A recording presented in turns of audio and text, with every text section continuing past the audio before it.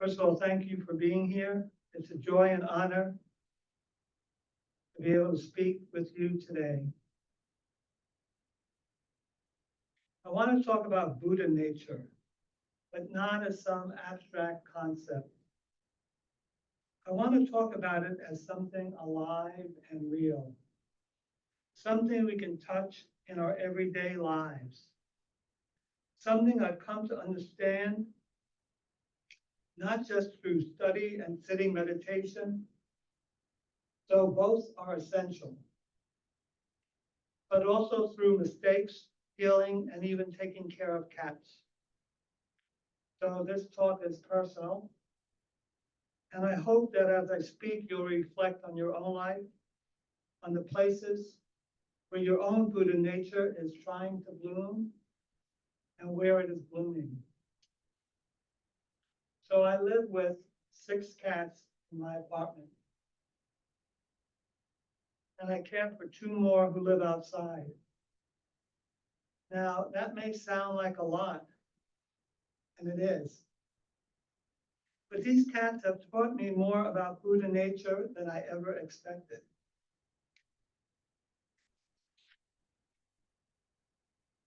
They don't sit on a cushion and meditate. They don't chant or bow or read sutras. But they're incredibly present. They can sit in a patch of sunlight for hours without needing a reason.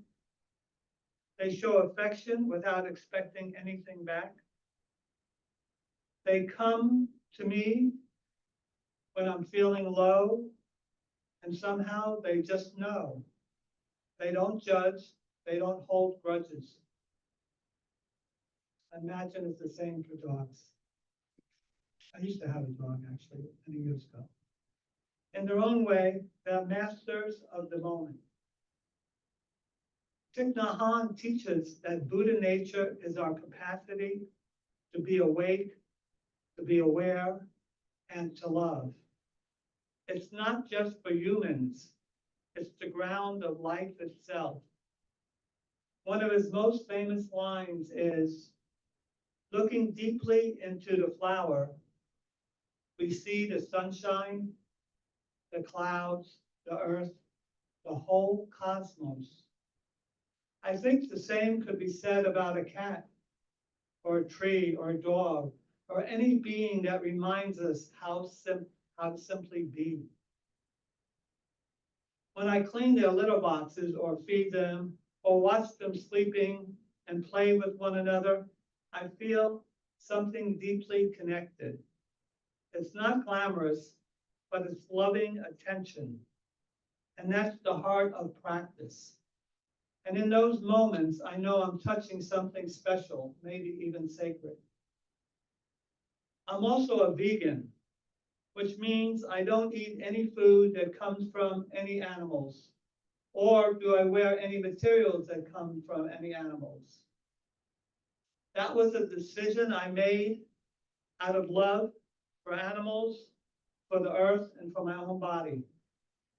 Thich Nhat Hanh speaks often about interbeing, that nothing exists separately, that when we eat, when we breathe, when we speak, everything is connected.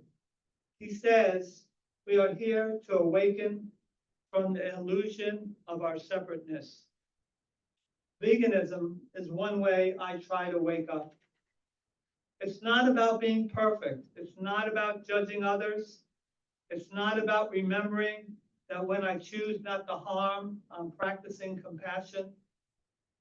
And compassion is a direct expression of Buddha nature. I'm sorry, I misread. It's about remembering that when I choose not to harm, I'm practicing compassion. And compassion is a direct expression of Buddha nature.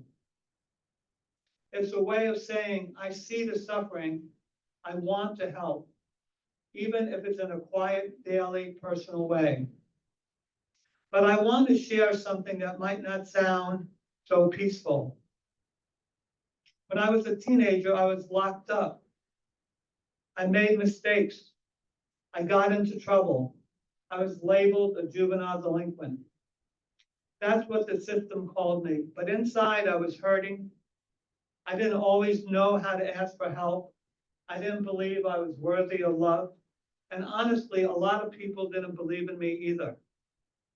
I was judged for what I had done and not seen for who I really was. But even then, even when I couldn't see it in myself, I had Buddha nature. Thich Nhat Hanh teaches that we are more than our worst actions, that no one is just one thing. Get that? No one is just one thing. And that the capacity for awakening is always there. Even buried, even under layers of anger, shame, and fear, he writes, it is thanks to the mud that the lotus can bloom. Without suffering, there is no understanding. Without understanding, there is no love.